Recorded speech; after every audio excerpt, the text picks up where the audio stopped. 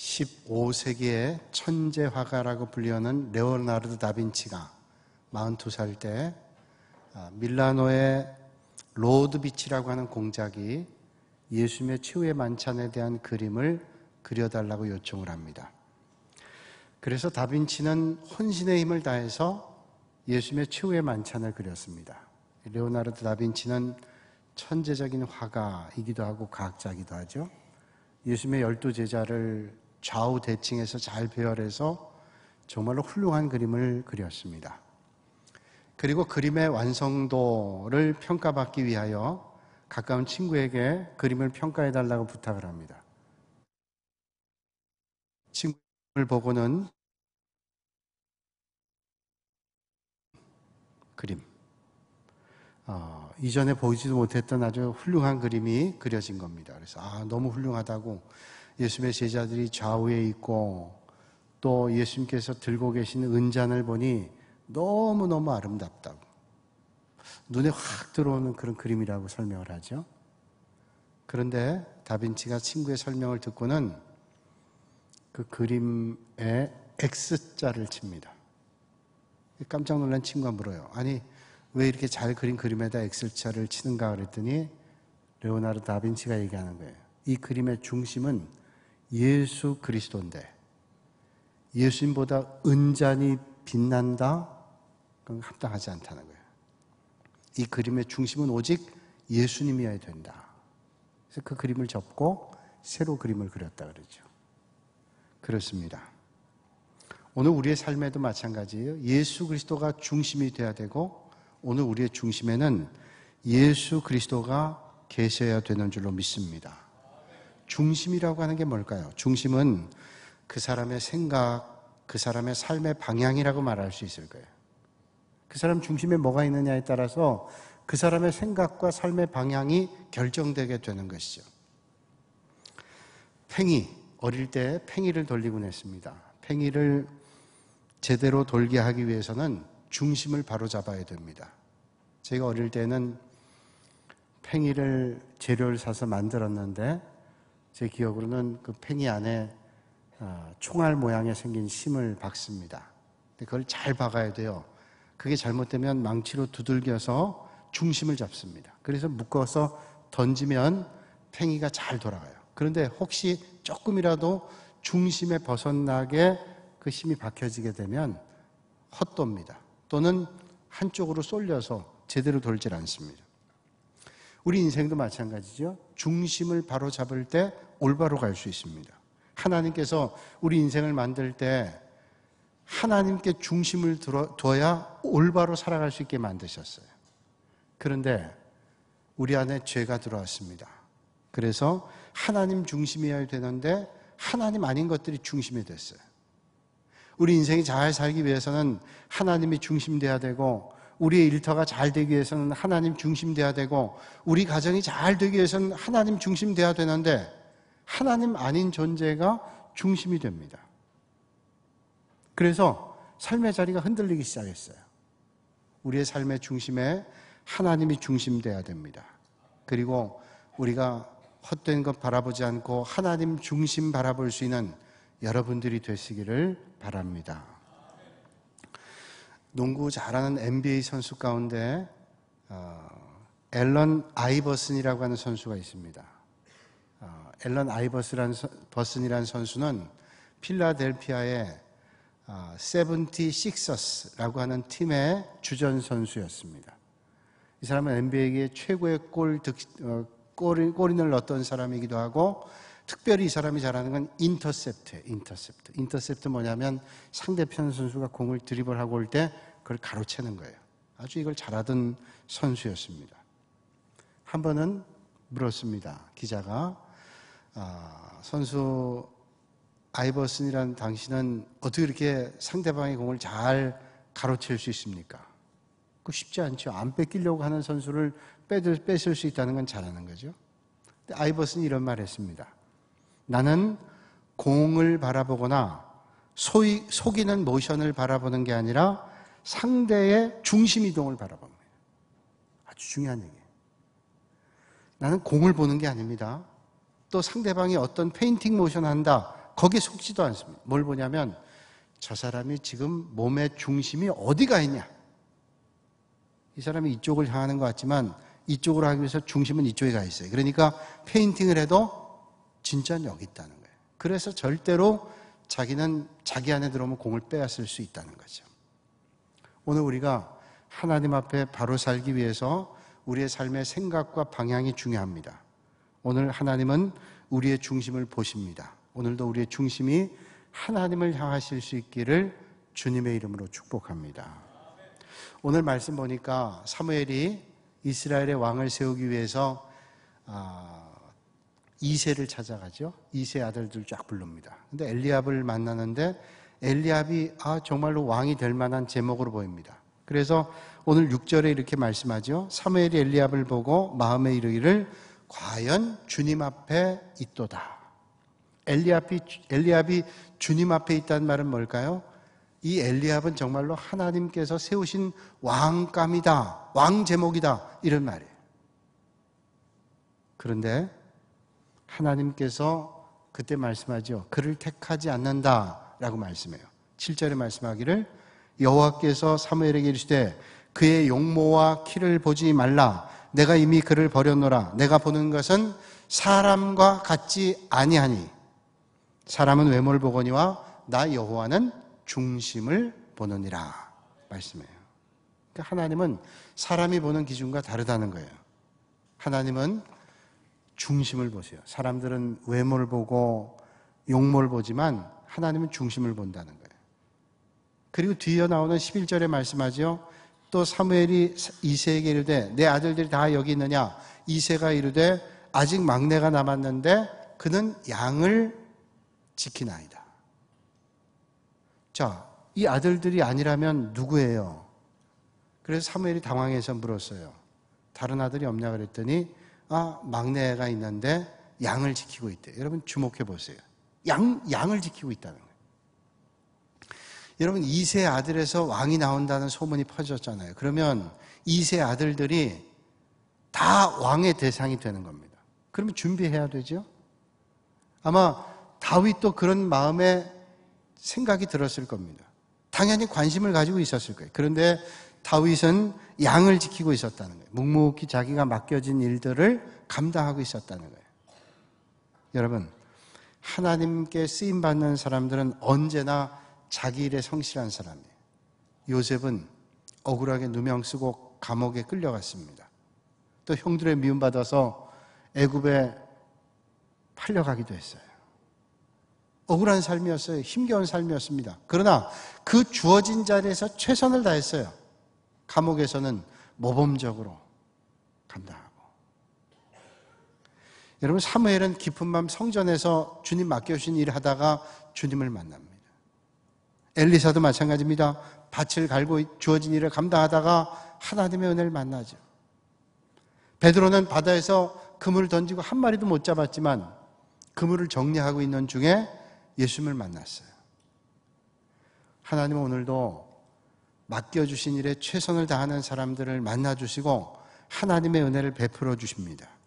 하나님께서는 무식한 사람도 쓰고 무능한 사람도 쓰고 허물이 있는 사람도 쓰세요.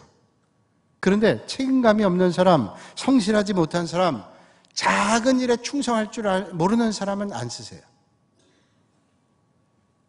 주님 말씀하십니다. 맡은 자에게 구할 것은 충성이다.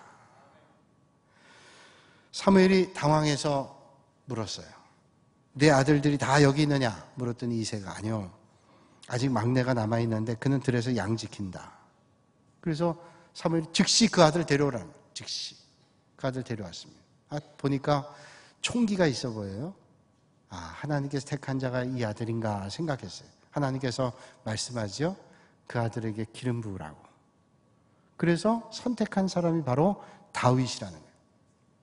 다윗이 왕이 될 줄은 다윗 자신도 몰랐습니다. 아버지였던 이새도 몰랐어요. 심지어는 하나님의 선자였던 사무엘조차도 몰랐어요.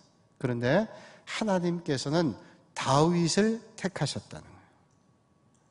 남들이 알아주지 않으니라도 묵묵했습니다.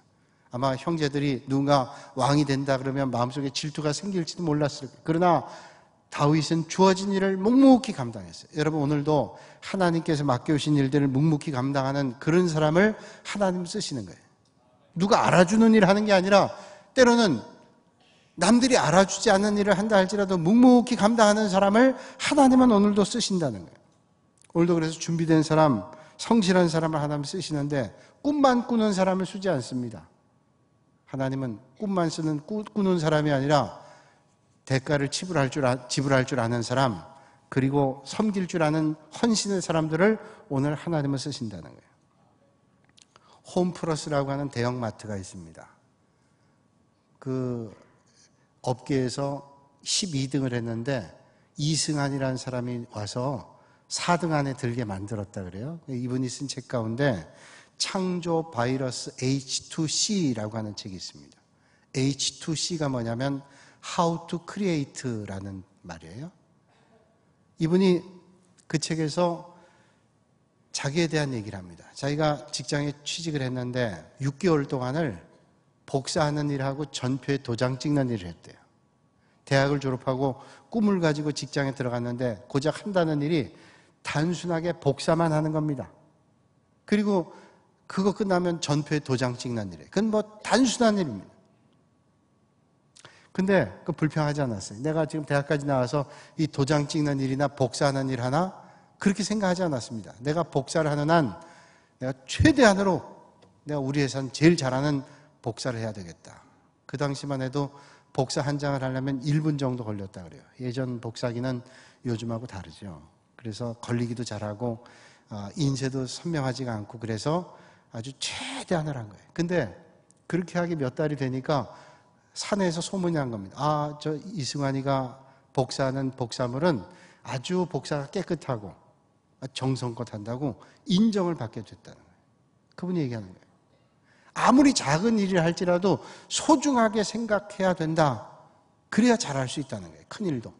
작은 일, 소소한 일, 아무나 할 수 있는 일, 그거 아무렇게나 한다고 되나요? 절대로 그렇지 않습니다.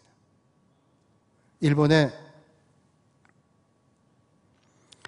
그 철도를 그 한큐 철도라고 하는 그 회사를 설립했던 고바야시 이치조라고 하는 사람이 이런 말을 했습니다. 신발을 정리하는 일을 맡았다면 신발 정리는 세계에서 제일 잘할 수 있는 사람이 되어라. 그러면 세상은 당신을 신발 정리만 하는 심부름꾼으로 놔두지 않을 거다. 신발 정리 맡겼더니 신발 정리 잘합니다. 그러면 사람들은 저 사람은 신발 정리만 해야 돼. 이렇게 생각 안 한다는 거예요. 저거 하는 거 잘하는 거 보니까 또 다른 일을 시킨다는 거죠. 여러분, 이게 세상의 성공 원리만이 아닙니다. 하나님께서도 작은 일에 충성한 사람에게 큰 일을 맡기겠다고 주님 말씀해요. 하나님이 큰 일 먼저 맡기는 거 아닙니다. 작은 일 하는 거예요. 마태복음 보면 달란트 비유가 나오죠. 5달란트, 2달란트, 1달란트를 맡기는데 5달란트, 2달란트 맡은 사람은 배로 남깁니다. 주인이 칭찬합니다. 잘했다고. 5달란트, 2달란트 다 배로 남겼어요. 그런데 1달란트 받은 사람은 땅속에 묻어뒀습니다. 그러면서 핑계대기를 주인은 부당하게 이익을 취하지 않는 분 아닙니까? 그게 난 묻었다 그대로 드립니다. 그랬더니 주인이 뭐라 그래요? 악하고 게으른 종아, 내쫓습니다. 작은 거를 받은 사람들은 불평할 가능성이 많다는 거예요. 근데 그 작은 것에 충성하는 게 하나님께 충성하는 거예요. 여러분, 세상의 역사는 절대로 그냥 진행되지 않습니다. 하나님의 역사는 절대로 우연으로 이루어지지 않습니다. 하나님의 철저한 계획과 섭리 가운데 이루어지게 됩니다. 모든 일들이 하나님의 계획과 섭리 가운데 이루어지게 된다면 이 하나님의 계획과 섭리를 이루는 것은 철저한 하나님의 계획 가운데 준비된 하나님의 사람을 통해서 하나님의 역사는 이루어지게 된다는 거예요. 그러니까 우리가 세상을 보내는 시간들이 의미 없는 시간 없습니다. 어떤 때는 힘겨운 시간을 보내고 어려운 시간을 보낼 때가 있잖아요. 그런데 그 어렵고 힘겨운 시간이 아무 의미 없다. 그건 믿음 밖에 하나님의 역사를 모르는 사람들이 하는 말이죠. 모세는 80살에 하나님의 부름 받았습니다. 40살 동안은 애굽의 궁정에서 아주 자기는 특별한 사람이라고 생각했어요. 그런데 하나님께서 자기 힘으로 뭘 해보겠다는 사람을 쓰시지 않습니다. 훈련의 자리를 보내요. 미디안 광야로 보냅니다. 40년 훈련합니다. 철저하게 엎어져요. 하나님 없이 나는 아무것도 아니구나. 그런 고백을 하게 될 때 하나님 들어 쓰십니다. 만약에 미디안 광야에서 모세가 지난 궁정 시절에 화려했던 걸 떠올리면서 내 인생은 이제 이렇게 끝났구나 자포자기했다면 하나님께서 들어 쓰시지 않았을 거예요. 모세는 광야 생활에서 훈련합니다. 하나님을 놓치지 않아요. 하나님께서 80이 된 그를 들어서 역사하셨다는 거예요. 요셉은 13년 동안 애굽에 끌려가 종살이하다가 억울한 누명을 써서 감옥에 갔습니다. 언제 이 누명이 풀릴지, 억울함이 해결될지 몰라요.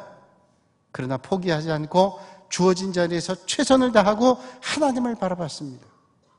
만약에 아버지 집에서 채색 옷 입고 사랑받았던 일들에 취해 있었더라면 도무지 극복이 안 되고 결국은 패배자의 삶을 그리고 폐인이 되고 말았을 거예요. 그러나 그 주어진 삶의 자리에서 하나님을 의식하며 최선을 다했습니다.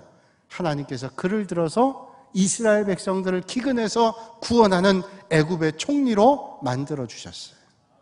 여러분, 오늘도 하나님의 섭리와 역사 가운데 준비된 믿음의 사람들을 통해서 하나님의 역사가 이루어집니다. 오늘 이 아침에 여러분들이 그런 하나님의 나라에 쓰임받는 사람들이 되시기를 주님의 이름으로 축복합니다. 셰익스피어는 유명한 작가죠. 많은 사람들에게 영향을 끼친 사람입니다. 이렇게 영향을 끼친 사람이 누군가에게 또 영향을 받지 않았겠어요? 어떤 분 물었습니다. 선생님은 가장 존경하는 그리고 영향을 준 사람이 누구십니까? 그때 셰익스피어가 이런 말을 했답니다. 예, 저는 제 친구 집의 하인에게 큰 영향을 받았습니다. 친구도 아니고 친구의 선생님도 아니고 친구 집에 있는 종에게, 하인에게 영향을 받았다는 거예요. 그러면서 이런 얘기를 합니다. 언젠가 제가 친구 집에 간 적이 있는데 친구에게 미리 얘기를 안 했기 때문에 친구가 있는 줄 몰랐는데 친구가 나갔어요. 그 하인이 맞았습니다. 하인이 말하기를 이제 곧 주인님이 돌아오실 테니까 기다리시면 만나실 수 있을 겁니다. 그리고 안으로 자기를 안내하더래요. 그래서 차를 대접하고 또 기다린 동안 지루하지 않도록 책을 주고 보면서 기다렸대요. 차를 한 잔 마시고 그때도 오질 않아서 한 잔 더 마시기 위해서 하인이 들어가 있는 부엌을 향해 갔답니다. 그 부엌에 갔다가 깜짝 놀랐대요. 왜냐하면 하인이 부엌에서 조용히 양탄자를 들고 청소를 하고 있더랍니다. 그게 뭐 놀랄 일이냐? 양탄자 밑에는 보이질 않아요. 그리고 우리 집에서 쓰는 그런 양탄자 정도가 아니라 거의 바닥을 덮고 있는 양탄자를 들고 청소한다는 일은 힘든 일입니다. 근데 그걸 다 들고 청소를 하고 있더래요. 주인이 보든 안 보든 누가 알든 안 하든 그걸 닦고 있더래요. 그때 마음에 감동을 얻었어요. 저게 진짜구나. 여러분, 뭘 말하는 걸까요? 학생들은 공부하는 현장에서 공부를 열심히 해야 되죠. 선생님들은 또 열심히 가르쳐야 될 거고, 사업하는 사람은 사업의 현장에서 열심히 해야 뭔가를 이룹니다. 직장 다니는 사람은 직장에서 열심히 해야 돼요. 대충 설렁설렁 하면 사람들이 모르는 것 같아도 다 압니다. 대충 하면 다 알죠. 우리 직분도 마찬가지 아니에요? 교회 직분자들도 맡겨주신 직분에 충실해야 되죠. 장로의 직분은 무거우니까 최선을 다하지만 집사의 직분은 가볍다고 생각해서 소홀히 한다면, 집사의 직분을 소홀히 한 사람이 중요한 직분을 맡는다고 잘할 수 있을까요? 천만에 그럴 수 없어요. 주님은 말씀하잖아요. 작은 일에 충성한 사람 큰 일을 맡기겠다고. 여러분, 오늘도 하나님께서 맡기신 작은 일이라고 생각되는 그 일을 충성으로 감당하시는 여러분들이 되시기를 주님의 이름으로 축원합니다. 여러분, 맡겨주신 그 자리가 하나님을 만난 자리예요. 여러분, 하나님께서 우리에게 맡겨주신 그 삶의 자리가 하나님을 만난 자리예요. 예배당에서만 하나님 만나나요? 일터에서도 여러분에게 맡겨주신 그 자리가 하나님의 자리예요. 성실을 다해서, 최선을 다해서 하나님께서 불러주신 자리로 알고 부름의 자리로 충성하는 겁니다. 하나님 나라를 위해 헌신하는 거예요. 그럼 하나님이 영광 받으시고 하나님께서 그 자리에 있는 여러분들을 복 주실 줄로 믿습니다. 미국 신문에 실렸던 장례 기사 일부입니다. 오늘 친절했던 한 수리공의 장례식이 있었습니다. 세상을 움직이고 뒤흔들었던 유명 인사가 아닙니다. 평생 한결같이 성실함으로 행복하게 살아왔던 79살의 가전제품 수리공이었습니다. 장례식에서 그가 일했던 회사의 사장님은 이런 말을 했습니다. 그가 하던 일의 절반은 사람들 집에서 망가진 가전제품을 고치는 일이었고 나머지 절반은 어려움 당한 사람들의 삶을 고치는 일이었습니다. 그래서 삶의 어려움을 만난 사람들은 가전제품이 망가졌다는 핑계로 언제나 그 사람을 찾았다는 거예요. 그 사람을 만나면 사실은 삶에 망가진 것을 고칠 수 있었기 때문에 그런 사람이었다. 여러분, 어떤 직업을 가졌는가, 어떤 직분을 가졌는가 중요하잖아요. 어떤 직업이든 어떤 직분이든 어떻게 그 일을 감당하느냐, 이게 중요한 겁니다. 여러분, 오늘 어떤 직분이든 어떤 직업이든 하나님 나라를 위해서 성실과 최선으로 다하실 수 있기를 주님의 이름으로 축복합니다. 아주 오래전에 읽은 책 가운데 별로 두껍지 않은 책인데 무겁지 않은 내용인데 아주 감동을 주었던 책이 있어요. 로렌스 형제라는 책이에요. 로렌스 형제라는 사람이 쓴 하나님의 임재 연습이라는 책이에요. 이 로렌스 형제라는 이 사람은, 로렌스는 니콜라 에르망이라는 본명을 가지고 있는데 프랑스 파리에 있는 까르멜 수도의 수도사였습니다.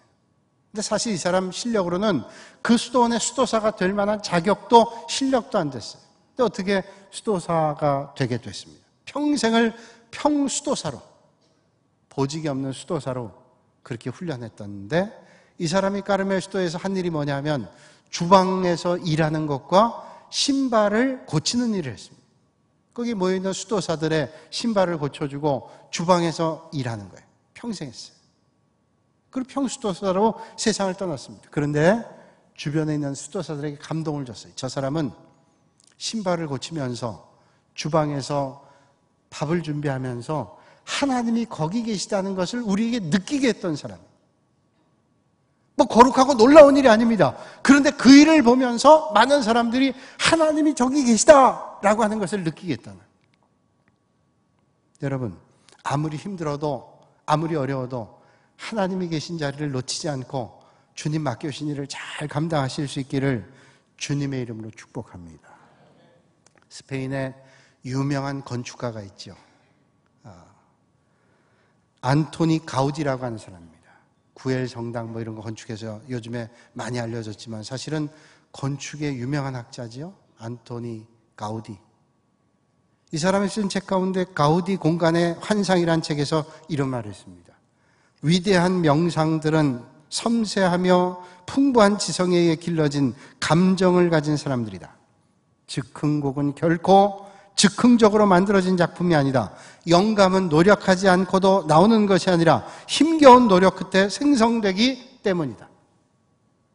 복잡한 말 같지만 한마디입니다. 즉흥곡은 단박에 만들어진 게 아니래요.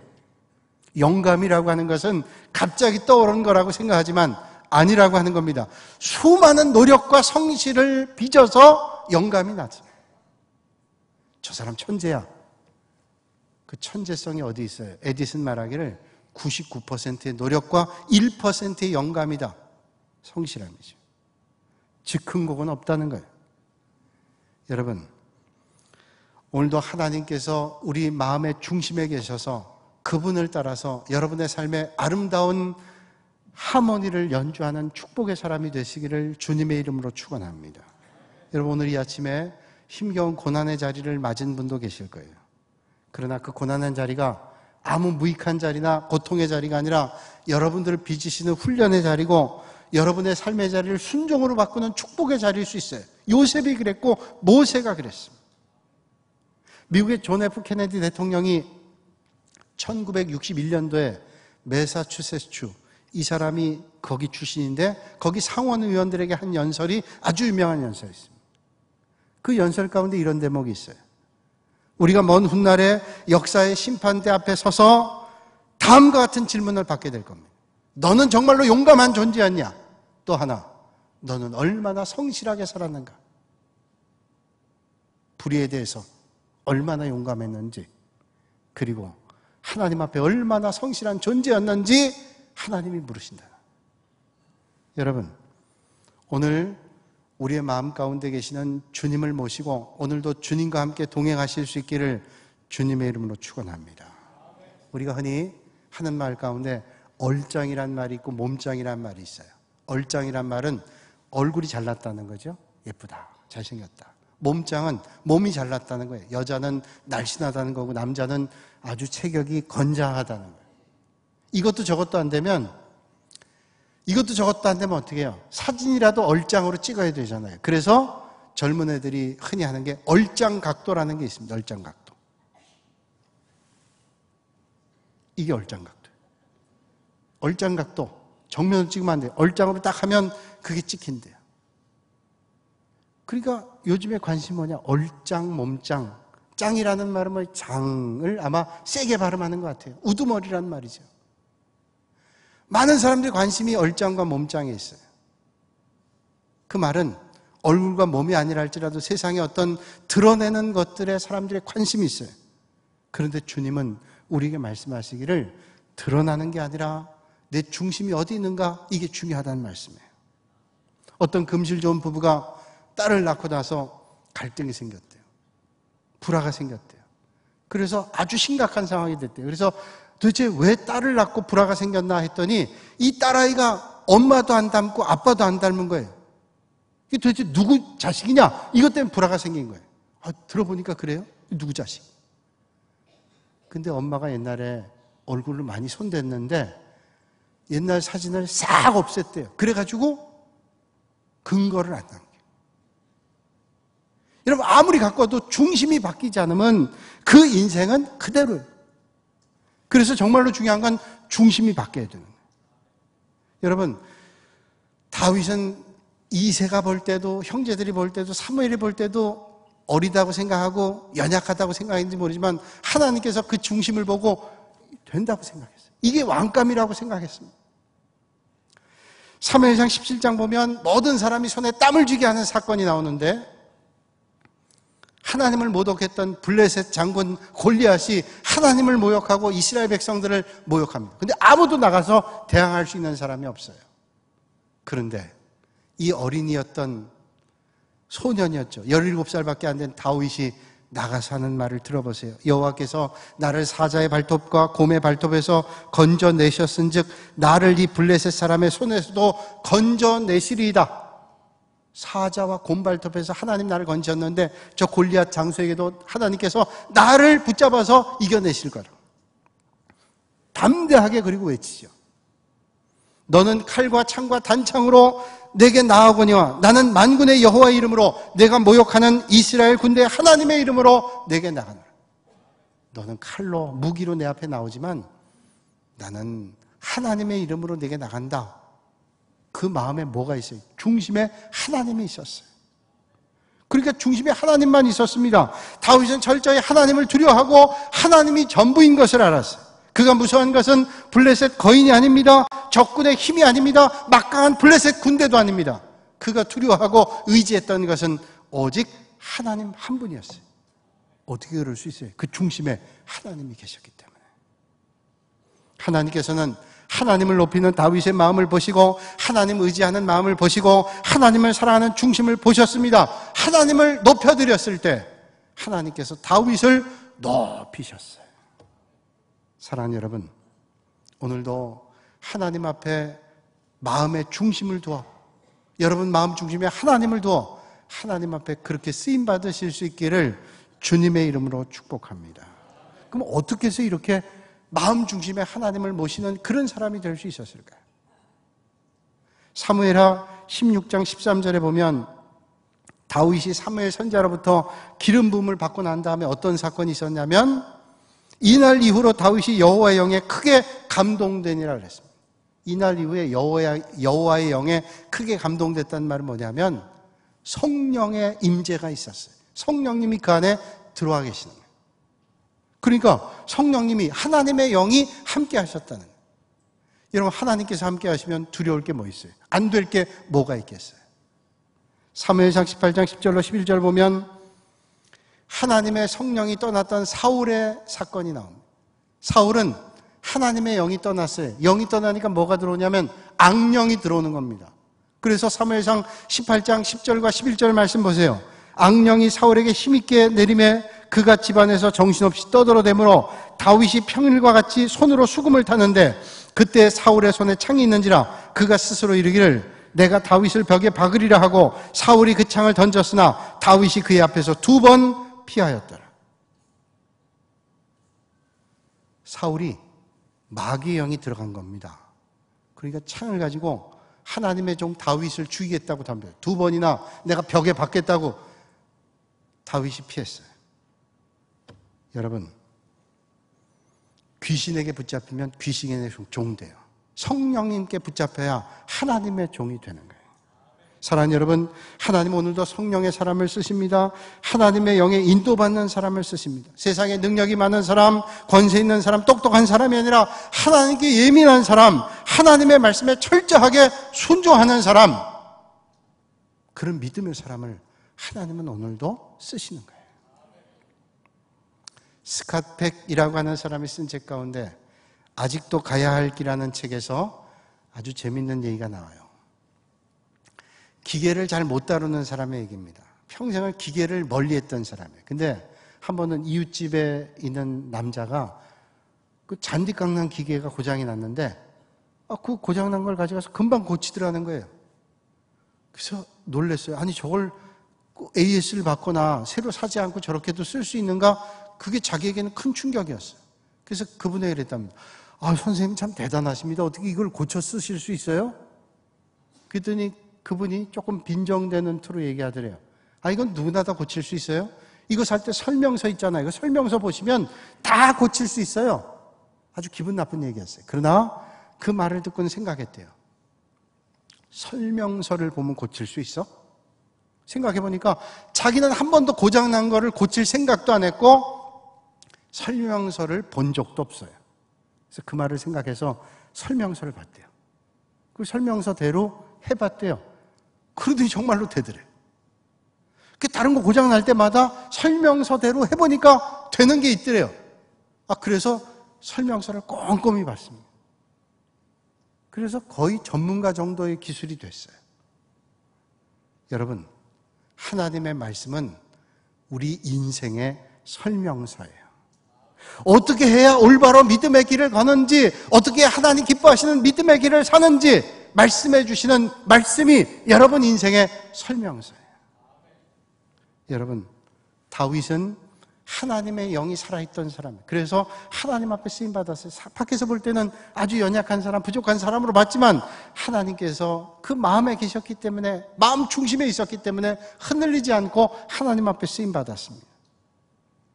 하나님이 오늘 보시는 것은 내 영혼의 중심이에요. 여러분 중심에 하나님을 모셔서 여러분의 삶의 자리가 하나님의 뜻 안에 빛나는 삶이 되시기를 주님의 이름으로 축원합니다.